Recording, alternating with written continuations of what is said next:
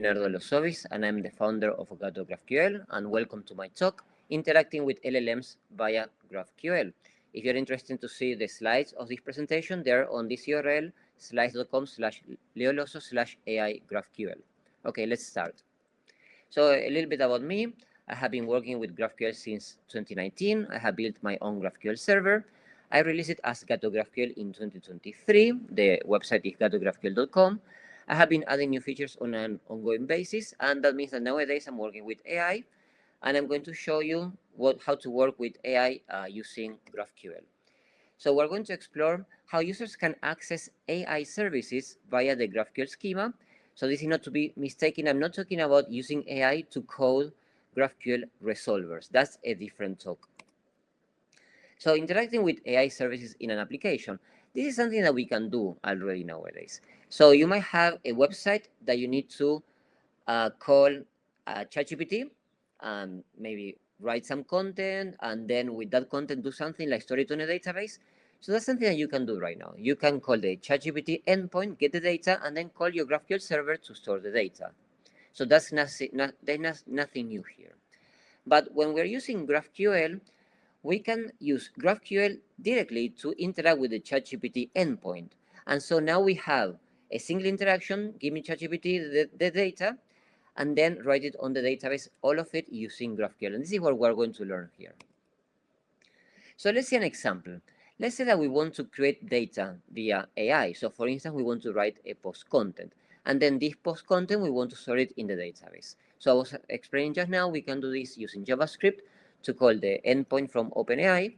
And then once we have the data, we execute a query against the GraphQL server to store this data on the database.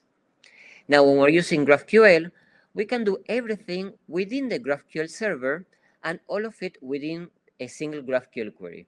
So what we have here is that we have replaced the JavaScript layer. Basically, the application is going away and we only have to deal with the server. Let's see another example. In this case, we want to fetch data from the database. Then we want to manipulate it. For instance, we can ask ChatGPT to rewrite the post content, and then we want to store it again on the database. So in this case, what we have is we call our GraphQL server one time to fetch the data.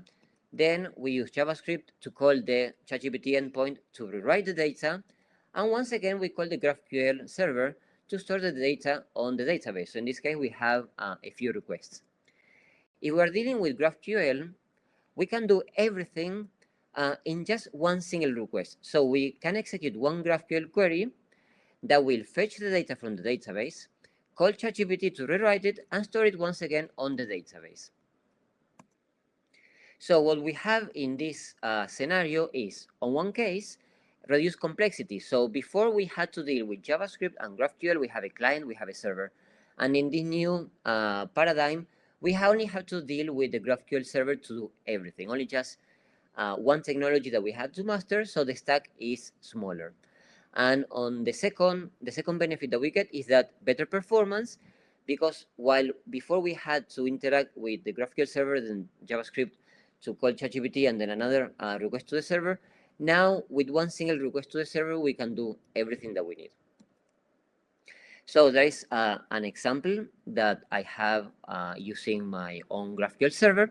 So I'm going to play you this video, and skipping to the 1 minute 46, I can show you what I have. So here I have a GraphQL server and I have a query. So I'm just executing a GraphQL query. And when doing that, what will happen is that I have this original post in English, and it has been rewritten in Spanish. So what I have done is to call my ChatGPT, the ChatGPT endpoint, with the prompt, please translate this post content from English to Spanish. And it has done it. If you want to see the whole video with all the explanation, you have the URL on YouTube down there. So how to access AI services via GraphQL?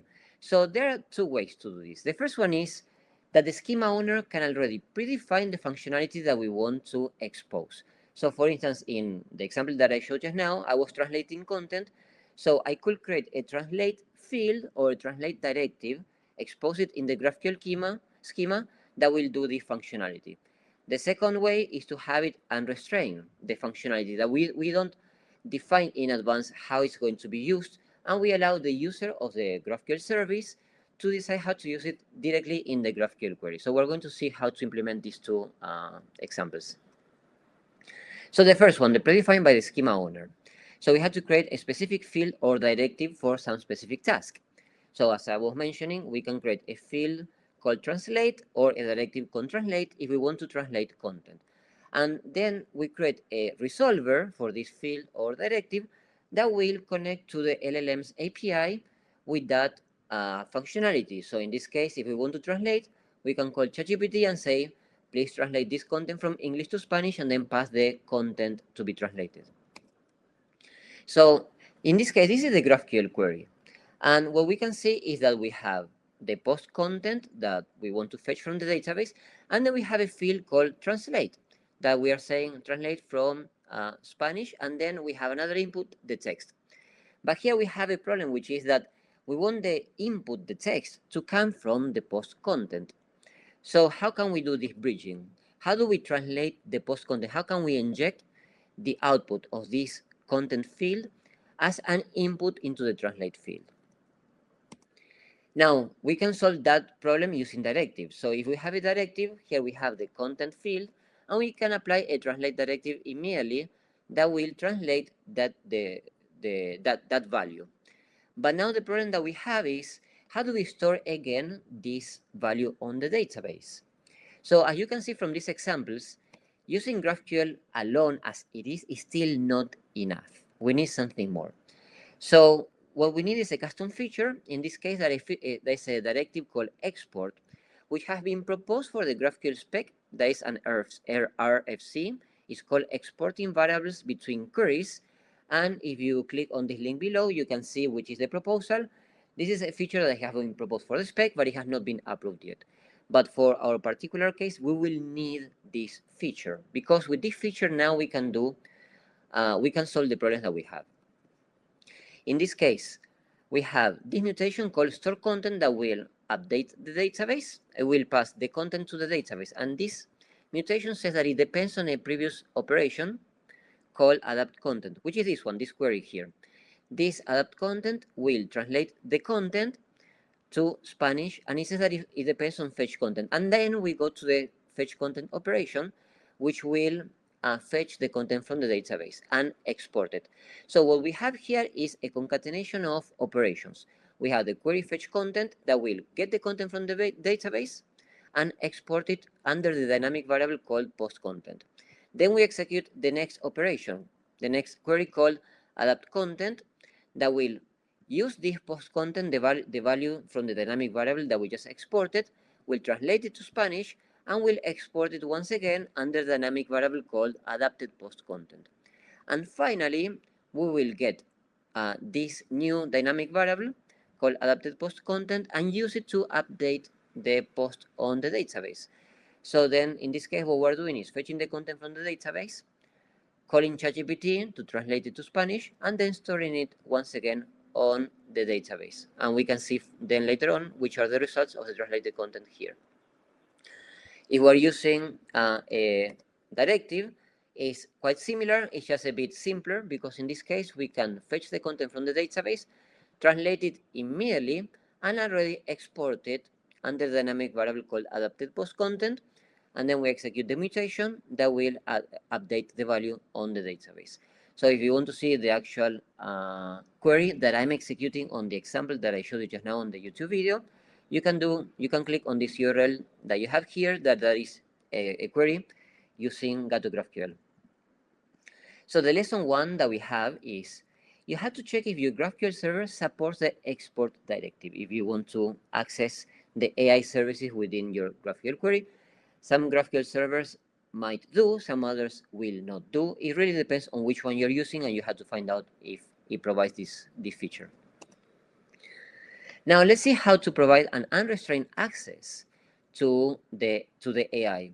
So in this case, let's make it simpler. We are going to code it for a specific LLM. So for instance, ChatGPT. So what we can do is we can create a field called send ChatGPT request that will connect to the ChatGPT endpoint. And the resolver for our field will simply connect to the ChatGPT endpoint, passing the prompt that we provide, execute it, and then give us the response. So this is the response object by ChatGPT. So when we call the ChatGPT endpoint, we will get a response that it has this shape. It has here an entry called choices, and within choices this is an array, and under the first element we will get an entry called message, and under message we get the content. So knowing that we're calling the ChatGPT endpoint, our field will need to then navigate to within this response structure and extract the value that we have translated. So then this is how the query will look like. So we start from the back. So the mutation will call the adapt data query. And this query will connect to ChatGPT. So ChatGPT, we have this field here called send ChatGPT response. We have to pass the API key. Then we indicate which is the model, and then we pass the messages. So the system message will be your language translator, and then we need to pass the prompt. And the prompt, we will export it from the previous operation, the previous query called fetch data.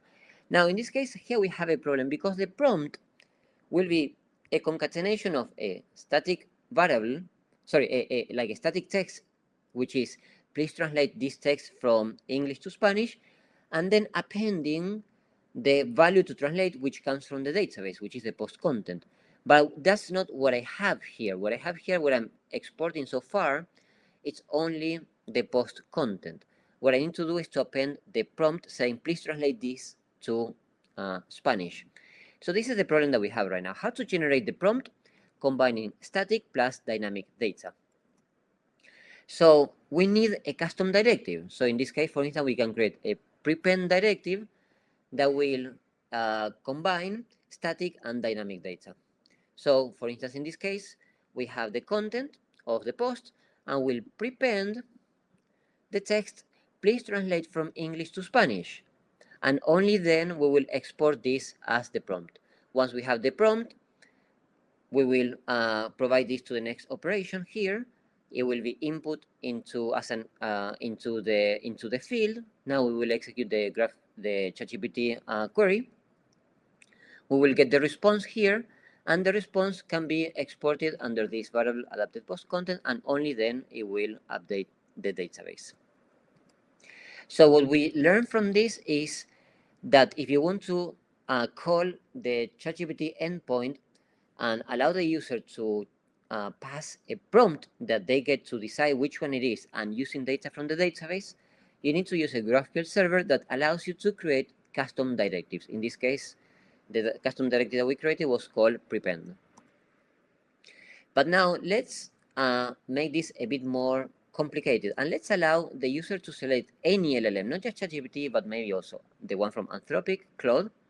So then we can create a field called JSON HTTP request that we will provide the URL to access. It could be ChatGPT's endpoint, it could be Claude's endpoint, it could be DeepSeek's endpoint, it could be any of them.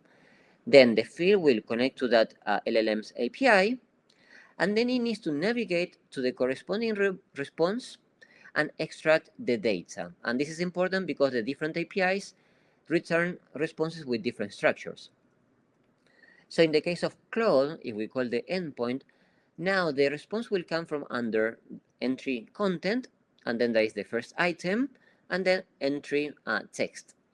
So depending if we're querying ChatGPT, or we're querying Claude, or we're querying another one, we need to extract the data from a different location in the response. So now let's go back to the example that we had from before. Once again, store content will call the previous query called adapt data. In this case, we are calling the JSON HTTP request that is a query to some endpoint. So I provide the URL. In this case, I'm providing the URL for ChatGPT. I said you do it via post, and I had to pass the authentication parameters. Here is the OpenAI key. And then I provide here the messages. Here I have the prompt that I need to get from the previous operation. So in this case, fetch data. Once again, we have we can prepend the content and we generate the proper input. Now we inject the input here and we execute this field. Now this field will provide here the response as a JSON, not as a string anymore, because I don't know where the response actually is, since ChatGPT and Claude will have different structures. So now this will not work anymore, this one here, because here I get a JSON, and I need to navigate within the JSON to locate the string with the actual response to my prompt. So what we had to do here? We need another custom directive. In this case, for instance, we can use a directive called under JSON object property that, given the JSON that we got as a response, we provide a path, and it will extract the value from under within that path. So this is how it looks like. Now here we are getting the JSON response, and we say please navigate under this path, under that JSON response, and only then you can export that as the value. And then we can export this and finally update the database with that content. So once again, if you want to see a real world example of how this works, here in this link you have the actual query using Gato GraphQL. So lesson number 3, what we need is to use a GraphQL server that allows us to create custom directives, and also the directives that we create need to be both powerful and flexible, because in this case, as we can see, what we need to do is to get a JSON and navigate within the JSON structure and then export that value. So you have to find out if the GraphQL server that you're using allows you to implement this functionality. So we're reaching the end here. The conclusion is accessing AI services directly within the GraphQL query can reduce the complexity of the application and improve the performance. However, the GraphQL spec currently does not provide all of the features that you will need to do this. For instance, the export directive is a custom feature, so you need to find out if the GraphQL server that you're using supports this feature or not. And also, you will need to find out if your GraphQL server provides the required features that you need, and if it gives you the possibility to complement them via custom directives, and how powerful these custom directives are. If the GraphQL server gives you these possibilities, then you can implement the functionality of calling ChatGPT and Claude within your query and obtain the benefits from this. Okay, this is it. So thank you once again. You have the slides under this URL. I'm Leonardo Losoviz, founder of Gato GraphQL. I hope that you have enjoyed this presentation. Thank you very much.